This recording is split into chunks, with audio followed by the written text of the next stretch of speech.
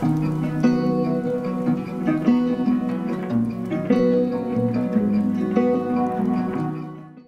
has now officially been over 2 months since the new Life is Strange game, Life is Strange Double Exposure, was revealed at the Xbox showcase. People have made a lot of speculations about this game as there's a lot of details that we don't know. However, I've noticed that not a lot of people have spoken about what we do know about Life is Strange Double Exposure. I just want to say that pretty much all the points I'm making in this video have been officially confirmed by Deck9, Square Enix, or the Life is Strange team. I will link all of the sources down in the description for you. There are some things I'm also going to talk about that do relate to things that we do know but aren't actually officially confirmed yet as well, but I will clarify that. Before I start this video, I just want to say thank you so much for all of your support. Over the last few weeks, my videos have been getting so much positive feedback, and I'm really grateful for all of you guys, whether you've been here for a while or you're new. Thank you so much for just being so nice and supporting me. It is really appreciated, and it definitely motivates me and inspires me to do more of these videos as well. It's so great to be part of a community that's so passionate about this game, and it feels good to share my passions about Life is Strange with other people who are like-minded. So I just want to say again, before I start this video, thank you so much to everybody for being so supportive. If you've not subscribed, do consider it. I'm planning on posting so much more Life is Strange content, talking about Life is Strange Double Exposure, talking about just Life is Strange in general. If you are interested in keeping up with what I do, please do subscribe. I have just surpassed 1,000 subscribers, so again, just thank you all so much for all of the support. Anyway, without further ado, let's get on with the video. So the very first thing I want to talk about, which is pretty much blatant news at this point, and you are living under a rock if you don't know this, but the new Life is Strange Double Exposure protagonist is Max Caulfield. If you do not know, Max Caulfield is the protagonist in the very first Life is Strange game. We will be playing as Max. There's a whole new storyline as well. Max has to solve the murder of her new best friend Safi using her new power, which is to alternate between parallel timelines. And with this power, hopefully she can prevent the murder. Now in that sentence alone, that is just confirming a whole lot of things, the things we do know. 1, we're definitely playing as Max. 2, the game is set 10 years later. And 3, Max does have a power. I just want to touch on Max a little bit, and I've seen a lot of people talking about in the Life is Strange community how they have skeptical opinions on Max and her new character in a way. People forget that Max was only 18 years old in the first Life is Strange game. It was set 10 years ago and the game was 10 years ago as well. I see it as a positive thing because we're going to be getting to know this new version of Max. A person goes through an awful lot of growth between the ages of 18 and 28. I mean, that's going from adolescence to adulthood, so you would imagine that a person would go through an awful lot of character development in that time. I just want to bring this up because a lot of people have mentioned that Max seems different, but Hannah Tell, who is the voice actress for Max, said this herself in the reveal live stream, that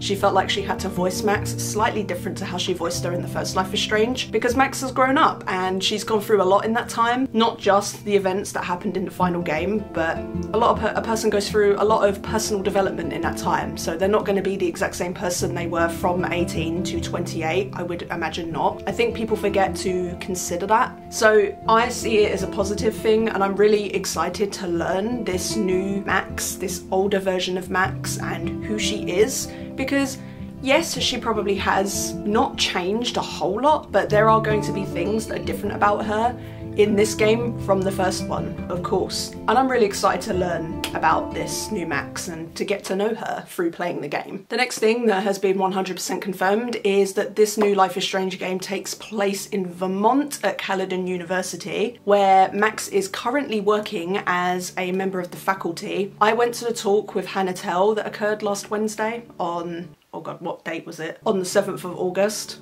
Can't believe it took me that long to figure out that that was the 7th of August. She said there herself, I was there. She confirmed that Max is actually teaching photography classes at this university. I think this is great character development. If you think about what Max went through in the first Life is Strange game with Mr. Jefferson, who was a photography teacher, and used that power and abused it, whether you decided to sacrifice Chloe or not, Max still was a victim of the darkroom, and she still has those memories regardless of whether in this timeline she went through it or not. She remembers that, and I can imagine it is really traumatic trusting someone who is in a position of authority, who is around vulnerable teenagers, young adults, and abuses that power to take advantage of them. I can imagine it is traumatic as fuck. So I think it's really great character development that Max went on to teach classes to students despite what she's been through.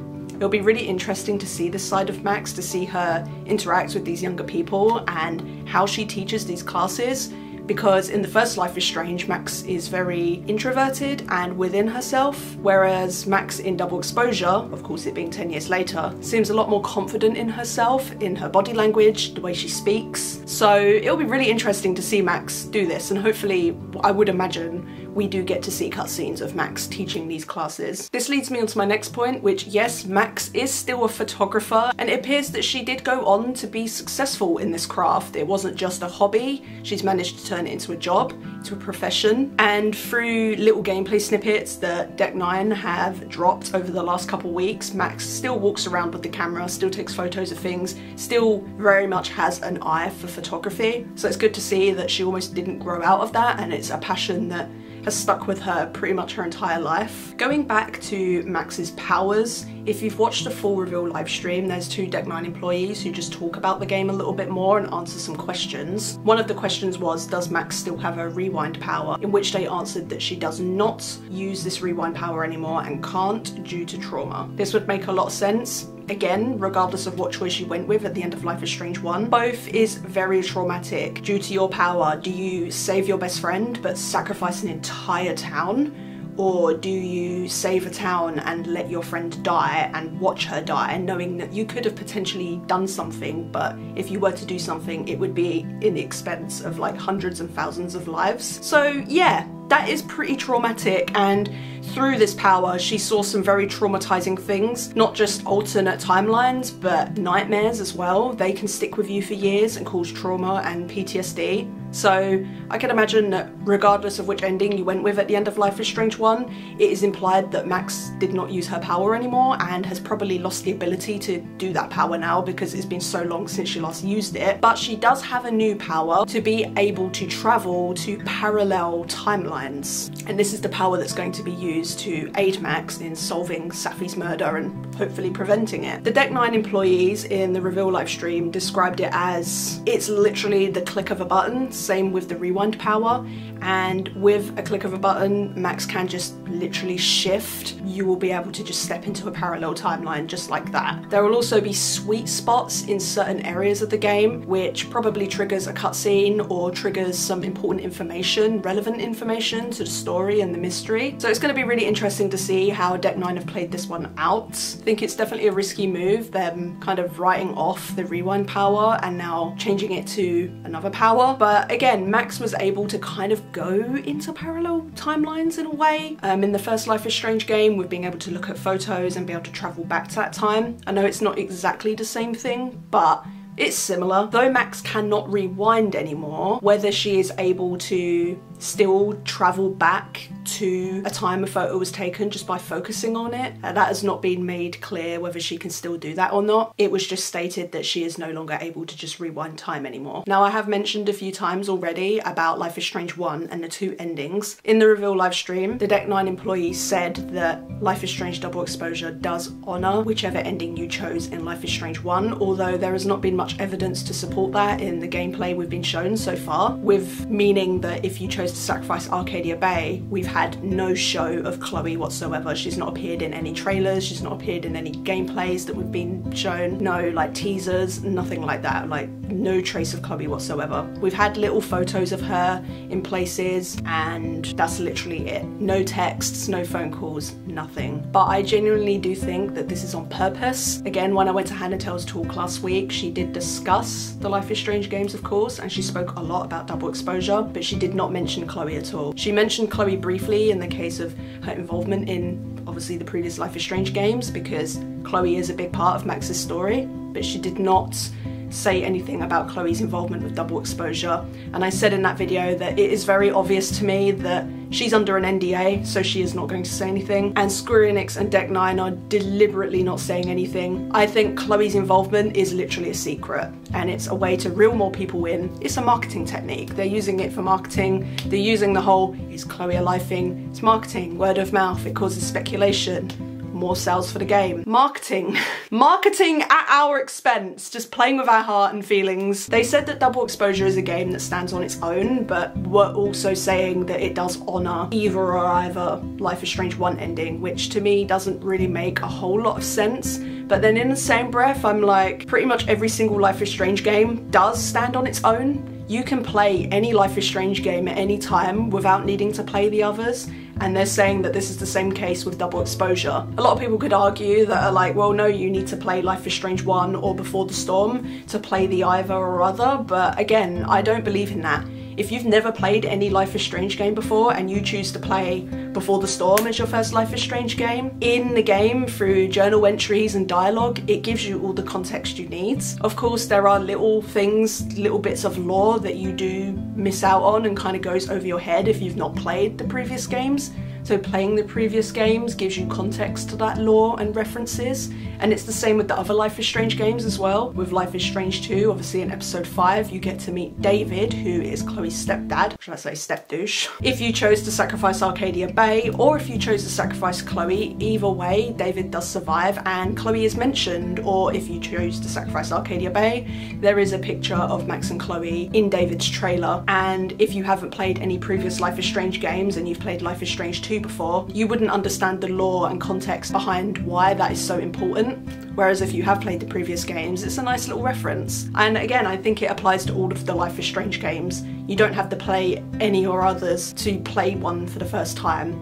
Of course, there is a recommended way you can play them, which I have made a video about that. I would recommend you check it out, just talking about the different ways that you can play the Life is Strange games if you have never played before and are interested in giving it a try. The last thing I want to talk about, of course, is how the game is being released. Now, if you don't know much about the previous Life is Strange games, Life is Strange 1, Life is Strange 2, and Life is Strange Before the Storm were all released in like an episodic format, so you'd get an episode every couple months. Life is Strange True Colors did not follow this format. All of the chapters were available upon release, so you didn't have to do any waiting around between episodes, thank God. The only thing we had to wait for was just a Wavelengths DLC, but we could have waited for that. It wasn't an integral part of the main story, it was just an extra little DLC, which by the way, really cool. Would recommend. But Life is Strange Double Exposure appears to be releasing as in full. You don't have to wait between chapters. Once you've finished a chapter, you can go straight on to the next one. The only exception to this is if you've pre-ordered the Ultimate Edition of Life is Strange Double Exposure,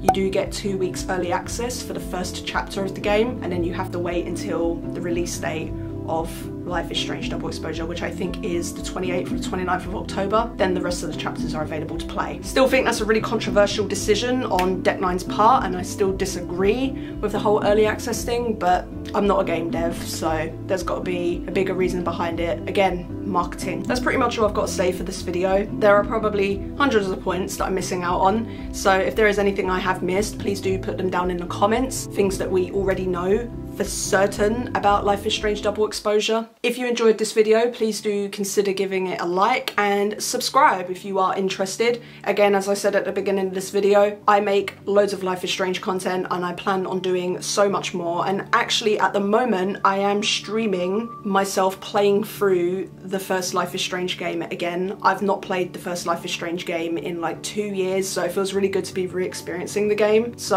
I do recommend you stick along for that. It is it's been a ride so far, let me tell you that. Injustice, Max. They don't believe in anything anymore. Oh. No.